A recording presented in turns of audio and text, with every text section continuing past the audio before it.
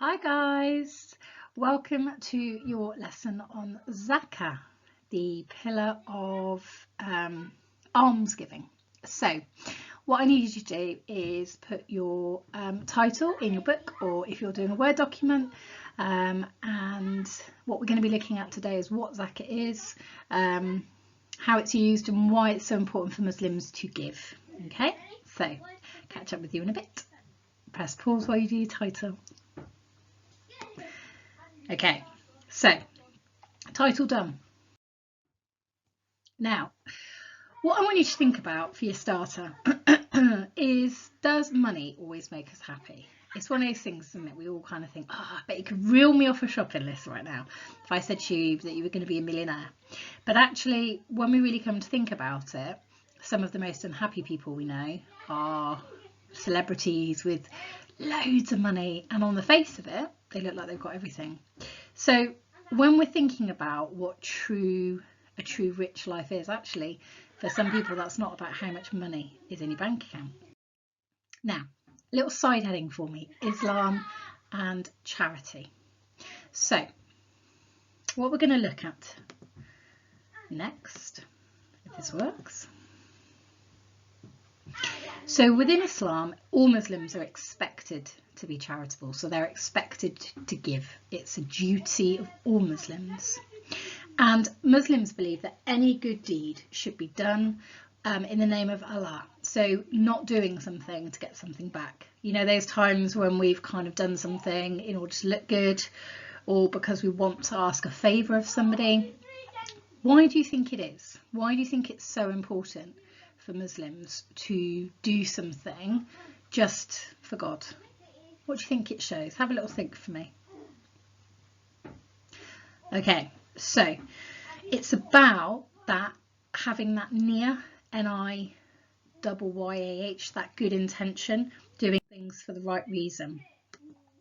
So what's interesting here, and I've just realised I've got a typo, so there's a little typo there. Muslims believe that all their money is actually on loan to them from Allah, and what they do with that money, they'll be judged on the basis of that on the day of judgment. So if they're born rich or if they're born poor, that is part of Allah's plan. Therefore, if they have the money to help people, then they should.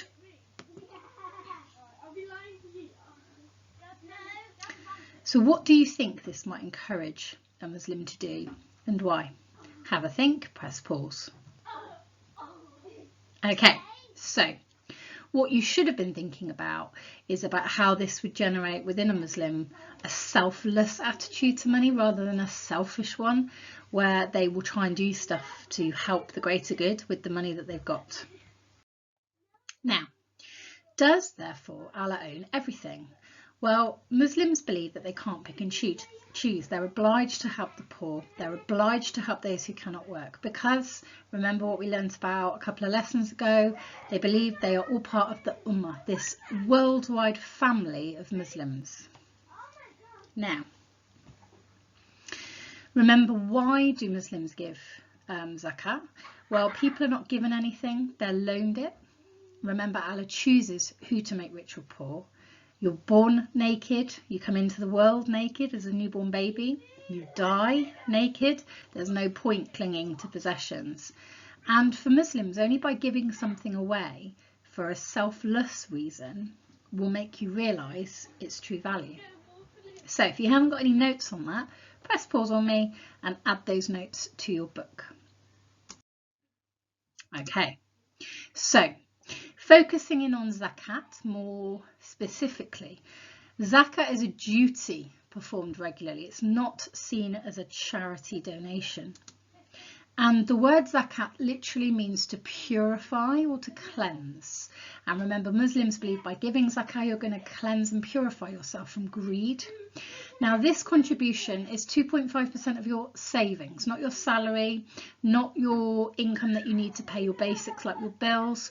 So once your bills, your rent, your food, all of that's been paid for, the money you'd have left over maybe for treats, holidays, takeaways, new clothes, that's the money that you pay the 2.5% on. And by giving this money, Muslims believe that they cleanse their money and their possessions from this greed, from this kind of taint, if you like.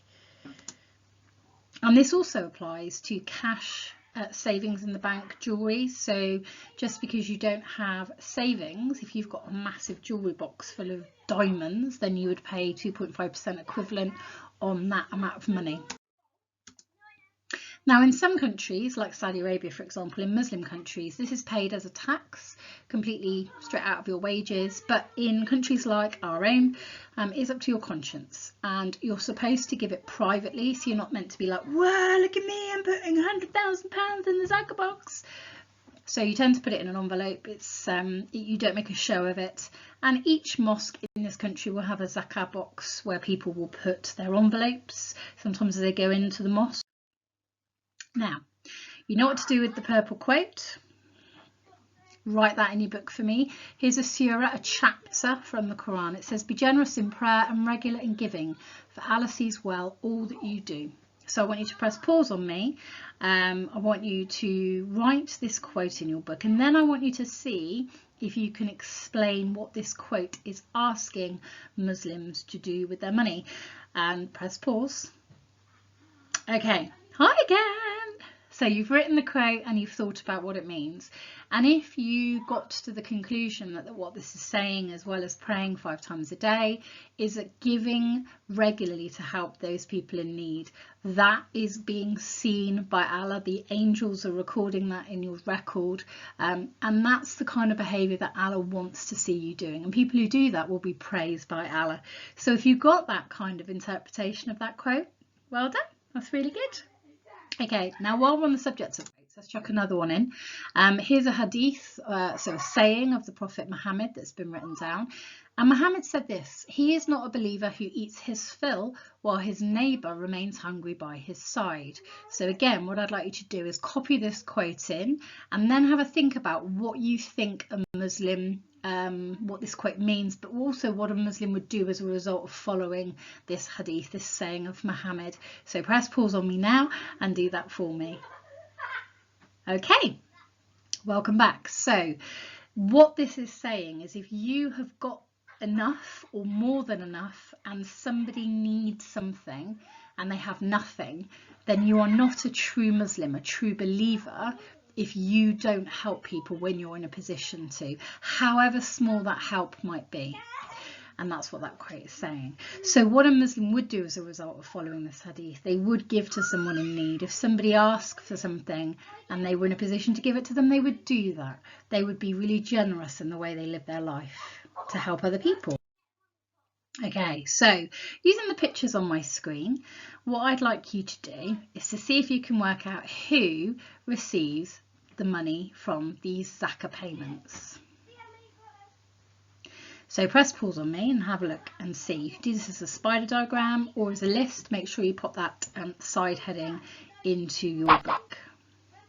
So it goes to help the poor. It goes to pay for schools. It helps people who are travelling. Camels are optional. It is paid to people who convert to Islam. Libraries, this is a hospital, people who are prisoners of war, and also people who are in significant debt.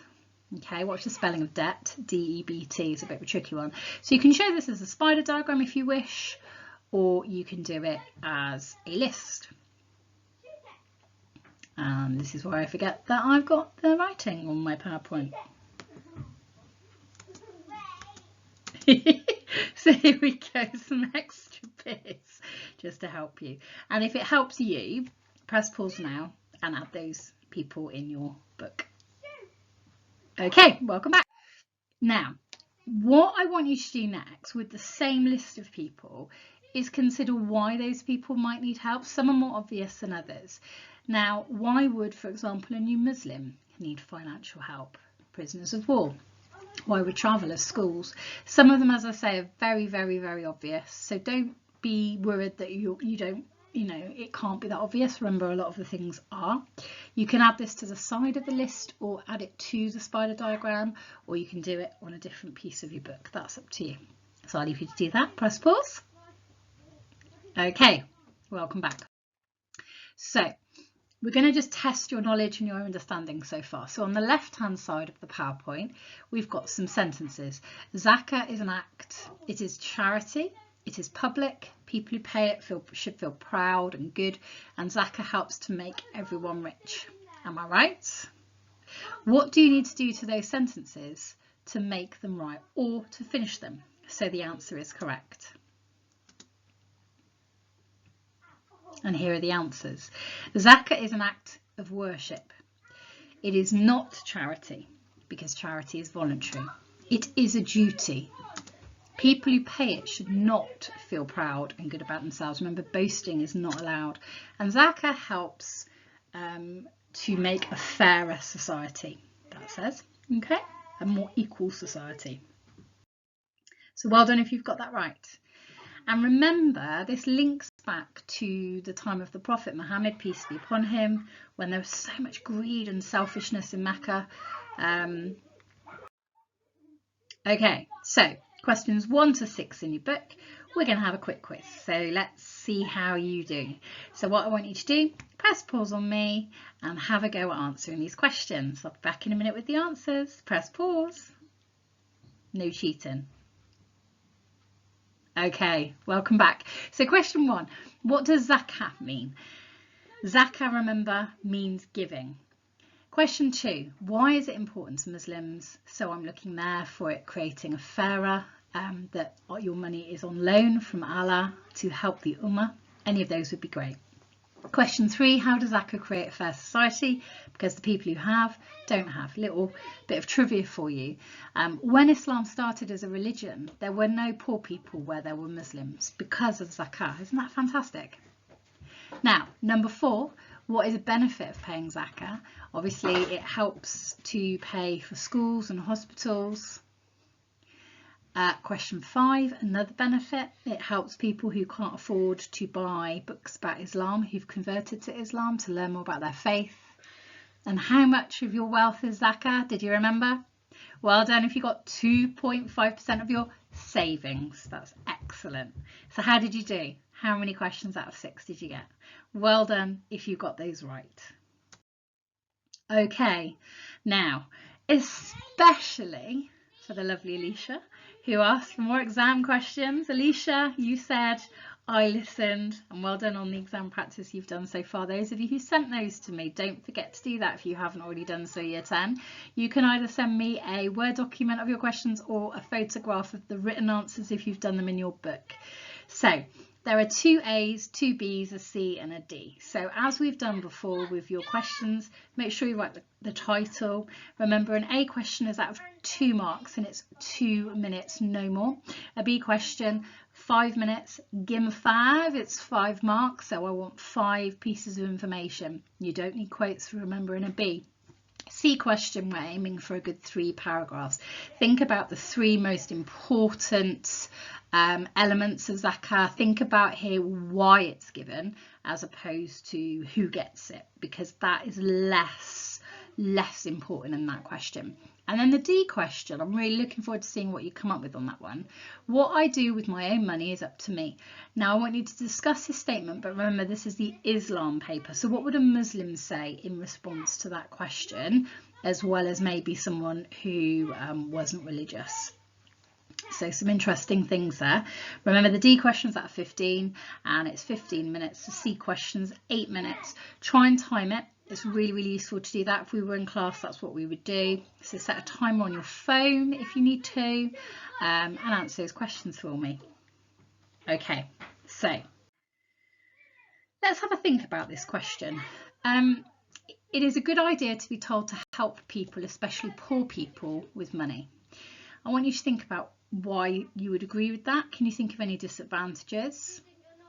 Now, a new concept that I want to add in as well as giving Zakah, Muslims can also give something called Sadaqah, and you spell that S for sugar, A-D-A-Q-A-H, Sadaqah. And Sadaqah is the kind of voluntary giving that maybe you would be used to. So say, for example, you're watching children in need, and you're like, oh my god, it's really sad, and if you're anything like me, you're crying and there's ugly crying and snot going on, and then you might text a donation. You might see a homeless person and buy them a hot cup of coffee. So that is sadaqah, and Muslims can do that whenever they want to, but that is different to zakah. Okay, so zakah is one of the 5 pillars. Okay, so have a little think about that question, maybe write down some ideas. Okay, so final little mini test. What are the aims of zakah? Why do Muslims pay zakah? Okay, so press pause on me and see if you can remember, and I'll go through the answers in a second. Okay, so the answers are: it stops them from being greedy, selfish. It's a test of honesty, because obviously, you know, you could lie about how much you had.